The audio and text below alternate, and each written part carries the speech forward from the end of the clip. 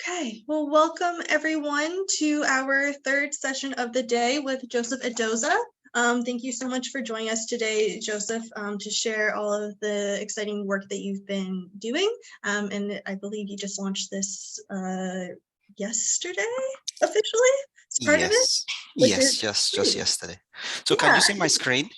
Yes. Yes. Okay. So I So will. Yeah, I'll let you take it away. okay, thank you, Lacey. My name is Joseph Edosa, and I'll be sharing a bit about my background, right? And I have a first degree in physics and a master's degree in petroleum engineering.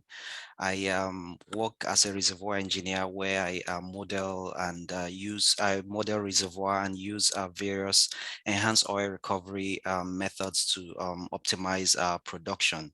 So I took the environmental engineering program, from Nova Scotia Community College, NSCC, and I currently work with the Geological Survey as an environmental specialist.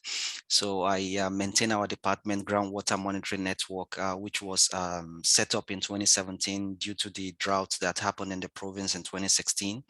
And I work on geohazard projects such as radon gas and any other project within our group. So this morning I'll be talking about our recently developed community level summary statistics for radon concentration in indoor air in Nova Scotia. And just a bit of a background about radon is that it's an invisible gas and is carcinogenic. Radon is radioactive and natural occurring in our environment. So it can be found, in rock soils, water, and soils where we build our homes as well. And it can move through cracks, joints, and pore spaces and accumulate to a level that could be harmful to our health. And it is a known leading cause of lung cancer among people that doesn't smoke. And it is estimated that over 3,000 Canadians die every year due to radon gas. And in Nova Scotia, about 100 fatalities occur as well annually.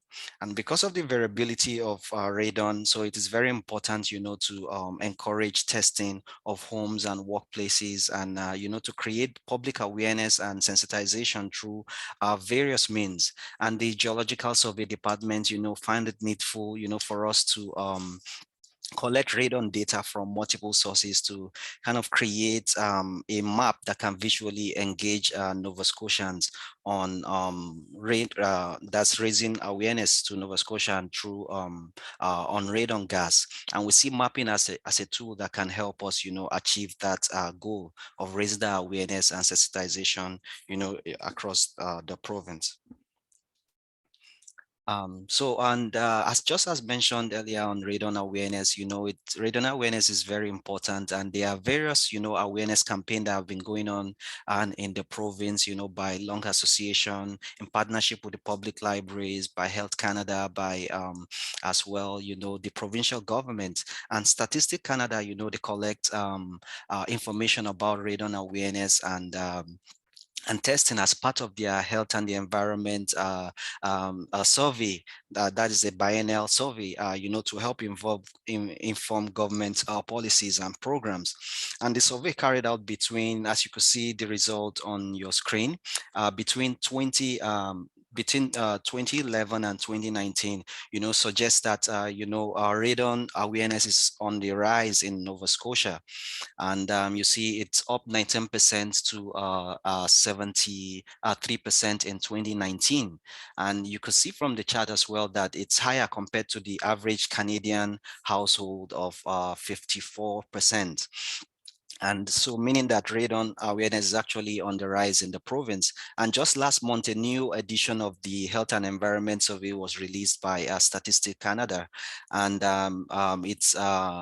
it was in the 2021 results showed that the Canadian household average rose to 56%, while there was a decline in Nova Scotia to 70%, which we may attribute to, due to the pandemic situation. And so most of the awareness campaign may not be fully covered as expected. So still on radon awareness, and the Geological Survey Department, developed their first radon potential map, as a strategy, as well to sensitize Nova Scotians on radon gas. And this is a GIS-based model where, the low, medium, and high risk areas are being interpreted on this map, as you can see on your screen. And so this map integrated bedrock geology, surface geology, and as well the airborne radiation. And the model was validated using 524 radon in indoor air measurements that cut across the province, to predict the probability of exceeding Health Canada guideline. And more information about this map, can be found on the Energy and Mines website. And still on radon awareness as well, recently we developed, that's the survey, developed a community level map for radon that summarizes the level of radon concentration in the province. And from the table, you could see that over 17,000 data sets of radon in indoor air were compiled, and this represents 4758 unique sites, that's location, across the province. And this data set excludes the duplicate samples that were simultaneously collected with the primary samples, to help determine the variability of radon concentration at a given location. And these samples were drawn from, from the government's routine survey, from Health Canada, from the Lungs Association, from the Library Loan Program, and as well from the homeowners volunteered result. And about 60% of the data set that we collected, are basically from our residential buildings. So the location, of this measuring site, that's where these samples were drawn from, are all confidential, except those from the government surveyed properties.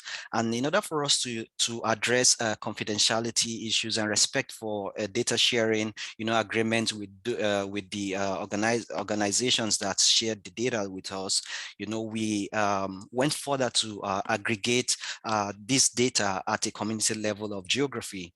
And this layer was developed by Dr. Natalie Senjak from Nova Scotia Cancer Care Program in partnership with Dr. Mikiko Terishma, that School of Planning, Dalhousie University. And this layer that they developed, represents clusters of population and neighborhood that share some, degree of social cohesion and identity. And in their layer, right, the province was divided into 301 community environment, as you could see displayed on your screen, on the map on your screen. And the geography unit basically was designed in mind, to ensure relevance to health promotion, community advocacy, and as well research purposes as well. And you could see on your screen, the map shows, the count of measuring sites, measurement locations where the data were collected across the province. And the coordinate of these locations, were generated using ArcGIS geocoding tool, and it's represented the 4758 unique point location as showed on the table previously. And these point locations, were plotted on map and specially joined, to the community environment layer. And this is how we generated this map. This map basically highlights, the number of measurement sites where data were collected across the province. And you could see from the map that the dark green areas, has more measuring sites compared to the lighter green areas. And in our quest as well to check for the distribution of data and within each and every environment, and as well, to have an estimate of how data is being covered within each and every environment. So we used a special statistic tool called the standard distance. And what this tool does is that it helps to estimate how points are being, distributed around a mean center. And it represents, one standard deviation of a radius, and you could see the result being generated on the map on your screen. So what we did was that we divided, the standard distance polygon that was generated as indicated on the map by the total environ area, in order for us to produce a standard distance coverage estimate, which will help us, to qualify the representativeness of, our clustering that is associated, within each and every environ. That will help, give us a picture of how, the data is being represented in each and every community environ locations. So we went further, to develop a criteria, in order to determine which environ, we should publish as part of the aggregated analysis of radon level in each and every community environ. But our objective here was, to include as many environ as possible, and exclude those that had poor coverage. So you could see from the table on your screen that 28 environ were excluded due to poor coverage. And the reason being that they had less than 5 sites that was tested for radon. And also, as discussed, earlier on the earlier side on data clustering, within each and every environ. So you could see sites with less than 10% coverage of the total environ area. So we categorized those sites as highly clustered areas, and we had a total of 11 environ that fall within that category. And between 10% and 30% of coverage of the total environ area. So we categorized those locations as moderately clustered, and we had a total of 96 environ that fell within that category. And site greater than 30%, that's where the data are being distributed so wide across the total environ area. So we categorized those locations as moderately dispersed location, and we had a total of 166 sites that fell within that category. So this brings us to some little challenges that we observed, while playing around the data and all that. So we noticed that there were inconsistent sampling methods because the data were drawn from multiple sources, and those sources may use different approaches in collecting their data. So that may introduce a little bias in our data sets. And we used maximum radon measurement in rooms with multiple measurements, which in some cases may overestimate the actual risk in those and community environment. And the criteria we selected for statistical treatment may create some bias because our objective basically was to include or to capture more environment as much as possible. And there was no information of the mitigation status of each and every buildings where data were drawn from. So we just assumed that our buildings were unmitigated within those period, because the data came from between 2017 and 2007 and 2021. So in summary, basically, there were 4758 unique locations across the province, that were summarized at community level of geography, and 86% of that data set were detectable concentration, and 21% of the measurements exceeded the Health Canada guideline of 200 becquerel per cubic meter, and only 28 environs that was excluded from the analysis due to insufficient data. And this is a table that shows the summary of our results, right? The statistical summary of radon measurement across the province. And you could see that the 4758 unique locations that were identified in the province, and we had a total of about 21% of those locations that exceeded the Health Canada guideline of 200 becquerel per cubic meter. And you can see on your screen that this is a map, that shows area that exceeds the guideline, right, across the province. And the color coding basically, shows the quality of our measurements across the province. And you could see that the light areas, had less sites that exceeded the guideline compared to the darker green areas. And from the map, you could see that part of the northern part of the province, that the northern mainland, that's the Amherst region, and across the central within Halifax area, and as well looking at the Cape Breton Highland, that's the northwestern part of the Cape Breton, and as well the Sydney area. We those areas has more than 60% of the measurement that were collected that exceeded the health guideline of 200 becquerel per cubic meter. Now looking at the light colored areas, that's the communities between Truro and Windsor, that's this light colored area, along the Bay of Fundy, this area here, and along as well the eastern shore, that's the southern and the eastern shore of the province, all had measurement that had less than 20% of radon measurement that exceeded the health or the safe limit of 200 becquerel per cubic meter.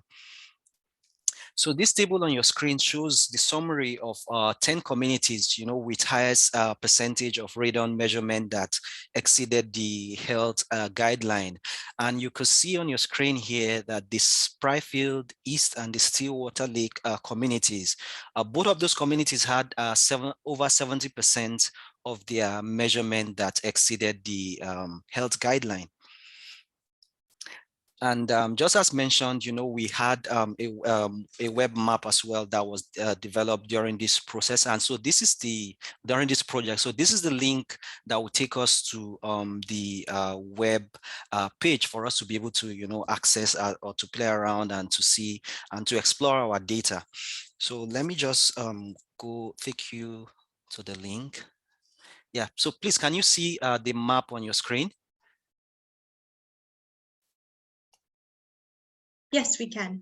Okay, so you can see the map. So this is the community level map that was generated, using the 4758 unit location across the province. So over 45,000 4,500 measurement of radon, that was collected across the province from the basic statistical analysis for this map. And the color coding, as you see on your screen, and as mentioned earlier, as when we're categorizing the clustering within each and every environment. So the color coding basically shows the quality of the data set coverage, in each and every community environment. And there are some widgets here that you could use to, explore the content of this map. For instance, if we want to get, let's want to find, 70% and above of measurement that exceeded guideline. So we'll just use this filter and input 70% in here and toggle this on. And yes, so, and we'll get the communities which had about 70% and above measurement of radon. And we could see that the Stillwater Lake community, as highlighted on the table previously, and as well the Spryfield East. So those are the two communities that had more measurements that exceeds, that had over 70% of data set that was collected that exceeded the safe limit. And this map is so very interesting because you can also compare, your result based on your filter, your result graphically. And graphically, you can see the result as well for those two communities. So if for instance, I select maybe 50%, so you have all the communities that had 50% and above, and you could see the result as well on the graph, and you can compare, make your conclusion, based on the graphical display that you have. And as well, we can also use, address locations to kind of find, you know, the radon, have an estimate of what is going on within, you know, a particular address. So I keyed in this address in just in Halifax here in Ralston Avenue. So if we key in an address, you know, it takes us to the particular address in that location. And the interesting thing about this is that it not just take you to the address, you can have, it could give you information about, you know, the community environment name which that address fell in. Like you see this address, 3137 Ralston Avenue, falls in the Fairmont community environment area. And it also gives you a statistical breakdown of the data that was collected within that environment. And you can see that we had about 30 sites that was that where data were drawn from this community environment. And you can also see that about 43% were greater than the safe limit for this particular location. That's the interesting thing of this map, that it's very interactive, and it can, you know, you can play around it with it, put in whatever you can put in whatever number you want to filter, you know, to kind of have an estimate, or you could use your address, you know, to kind of find the summary of the statistical analysis which we did, you know, within that community environment. So yeah, so this actually this sums up my presentation. And yes, so if you have any questions, yeah, I'm here to answer. Fantastic. Thanks so much. We actually do have a couple questions and a comment as well. First one, do you have a colleague who does similar work in PEI, or do you know of mapping in PEI in New Brunswick, and that your mapping project is fantastic as well? Oh, thank you very much for the comment. So regarding PEI and New Brunswick, I'm not 100% sure, you know, about the mapping project, but yeah, and in such type of project has been done in at BC, right? So they've had a map like this that have been, you know, that's very, very informative as well, just like ours. And I think in the Yukon as well, you know, have a radon map, something like this. And yeah. So that's the information. So no much information about PEI and New Brunswick at the moment, but I think this is an Atlantic this is an Atlantic workshop, which, you know, we come together to work together and try to build partnership. And if any of our attendees today is aware of such a project in the other Atlantic provinces, please let us know. And is your data set based on results from homeowner measurements only? Yes, so 60% of the data set was actually from homeowners. That's from private, those from homeowners, right? And the other 40% are basically from, you know, government properties. Okay, and then from Jean Delapour, just to comment, French areas of the NS map appeared mostly undocumented or white in the map. And then we have, I am interested in knowing if radon found in a home comes from the upper crust or can come from further down. Well, basically, you know, it depends on the aggregate, right? In that location, the pore spaces, it depends on the permeability, right, of movement. That's when we can, you know, be able to determine where it's actually come from. But basically, radon, it's radioactive. It comes from soils, right? And that soil must be able to have, you know, pore spaces for it to be able to migrate into our confined settings. So I'm not sure if I answered the question directly. And then another one from Douglas, great work. Was this initiative identified as a priority by your ministry's leadership, or was this a result of a partnership with other ministries or agencies? Well, this project is a priority for our department. You know, we are the Geological Survey. We work on geohazard, and radon is part of what we do. So, yeah, so Department of Natural Resources, yeah, it's part of our work. Great. Well, thank you, everyone. Thank you so much, Joseph. This was super interesting. Yeah, you're lucky to have such a first peek at this work that you've been able to do since it's launched yesterday. Yes. Thank you, everyone. I will bring us back to the lobby. Please join us for our fourth session of the day. I apologize, we're a little bit behind schedule, but we will have Dr. Robert Strang talking about the Nova Scotia Radon Working Group. So I will see you guys in a moment.